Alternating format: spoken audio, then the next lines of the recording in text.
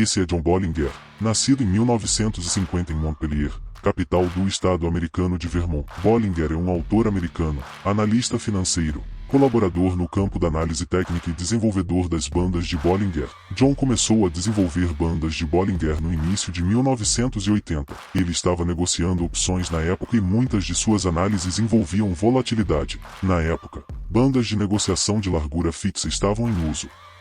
A contribuição do Sr. Bollinger foi usar o desvio padrão da volatilidade para tornar as bandas de negociação adaptáveis.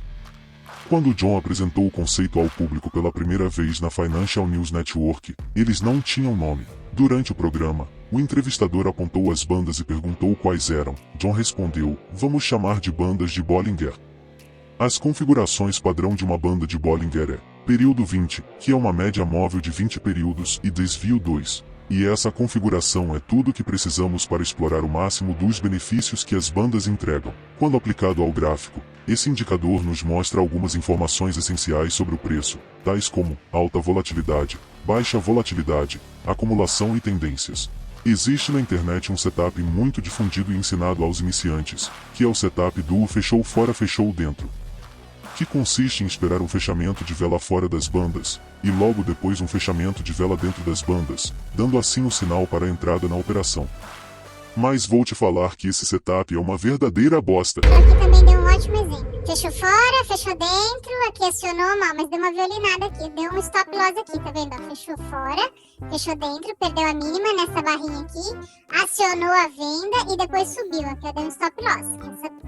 Isso aqui é legal de ver também porque, gente, nenhuma estratégia é infalível, elas são muito boas, mas em alguns momentos elas falham, ok? Por que ela pode falhar? Porque o que a gente está operando contra a tendência, o que a gente pode entender aqui na contrapartida dessa estratégia? Que se o preço está superando a banda superior, é porque ele pegou uma tendência e a tendência está forte, certo? Então esse aqui é o contraviés dessa operação do fechou fora, fechou dentro. Setup prontos sem contextos e conhecimento da movimentação gráfica nunca vão te trazer resultados a longo prazo de forma consistente. E se você quer ser um trader profissional, tem a obrigação de aprender a usar as ferramentas do mercado de forma correta. Como já falei, as bandas mostram algumas informações importantes. A primeira informação que eu quero que você aprenda e preste atenção é na alta volatilidade.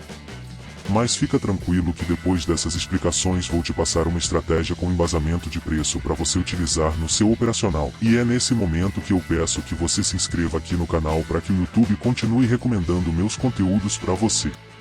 Quando as bandas superior e inferior estão afastadas uma da outra, indica que o ativo está com uma alta volatilidade, fazendo com que o deslocamento entre a faixa de preços seja maior. E isso para um day trader é um ótimo sinal, pois é isso que precisamos para lucrar com as variações do ativo. Outra informação que precisamos saber é sobre a baixa volatilidade, onde as bandas inferior e superior ficam muito próximas uma da outra, fazendo com que o deslocamento entre a faixa de preços seja muito pequena. Isso gera uma dificuldade maior para que um day trader realize suas operações. Imagine uma multidão de pessoas. No primeiro exemplo, elas querem atravessar uma ponte com 20 metros de largura. No segundo exemplo, elas querem atravessar uma ponte com 5 metros de largura. Obviamente que no primeiro exemplo muito mais pessoas ao mesmo tempo conseguirão atravessar a ponte em um tempo menor do que no segundo exemplo, onde poucas pessoas irão atravessar ao mesmo tempo, diminuindo o fluxo e aumentando o tempo para atravessar a ponte.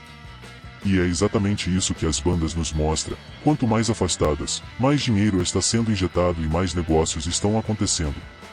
Quanto mais juntas, menos dinheiro, menos negócios. Sabendo dessas informações, agora sim podemos montar nosso operacional em cima das bandas.